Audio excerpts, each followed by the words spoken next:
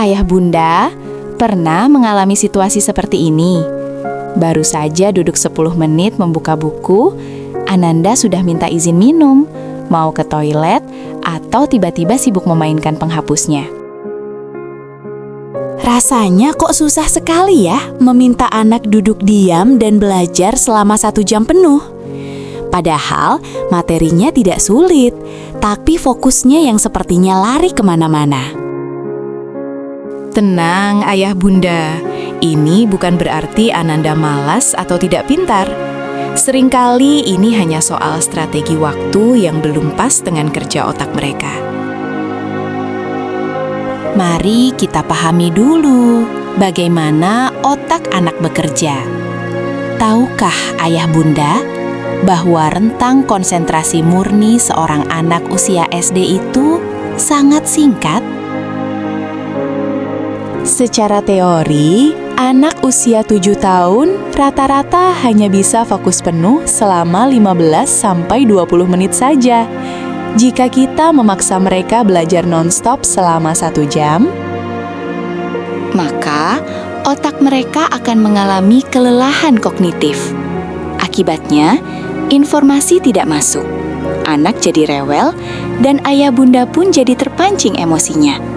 Akhirnya, belajar jadi momen yang menakutkan, bukan menyenangkan. Ibarat lari, anak-anak kita adalah sprinter, pelari jarak pendek yang cepat tapi butuh istirahat.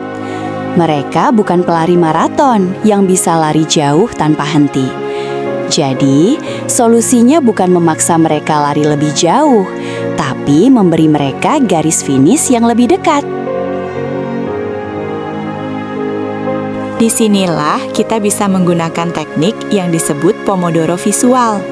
Mungkin ayah bunda pernah mendengarnya untuk orang dewasa, tapi untuk anak kita perlu sedikit penyesuaian. Tips pertama, visualisasikan waktu. Bagi anak, kata 15 menit itu abstrak. Mereka tidak bisa membayangkan seberapa lama itu. Jangan hanya pasang alarm di HP. Gunakan jam pasir warna-warni atau timer dapur analog.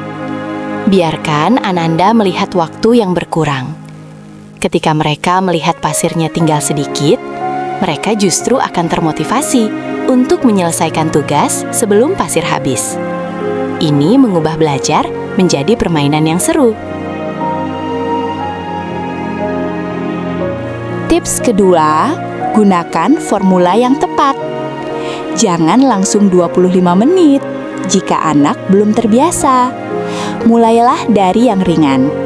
Untuk anak yang baru belajar membaca atau kelas 1 SD, coba pola 15 menit belajar, 5 menit istirahat. Kunci keberhasilannya ada di 5 menit istirahat ini.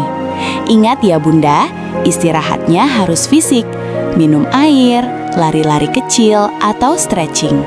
Hindari gadget atau TV saat istirahat 5 menit ini, karena layar justru membuat otak mereka tidak beristirahat. Tips ketiga, rayakan kemenangan kecil. Setiap kali timer berbunyi dan sesi belajar selesai, berikan high five, pujian, atau 1 stiker bintang di kalender mereka. Ini membangun hormon dopamin yang membuat anak merasa belajar itu menghasilkan sesuatu yang menyenangkan. Jika ada PR 10 soal, jangan minta kerjakan sekaligus. Bagi menjadi 2 sesi Pomodoro. 5 soal di sesi pertama, istirahat, lalu 5 soal di sesi kedua. Hasilnya akan jauh lebih teliti daripada dipaksa sekaligus. Jadi, kuncinya bukan pada memaksa anak duduk lama, tapi membagi tugas besar menjadi potongan-potongan kecil yang bisa mereka kunyah. Mulai dari besok, coba beli jam pasir mainan atau gunakan timer dapur, dan lihat perbedaannya.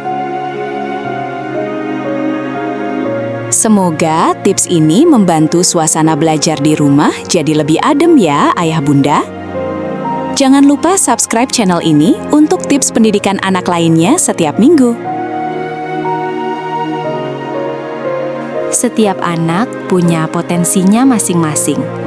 Namun, jika Bapak Ibu merasa butuh pendampingan yang lebih terstruktur dan personal untuk Ananda, Prestasi Cemerlang siap membantu menggali potensi terbaik mereka. Sampai jumpa di video selanjutnya.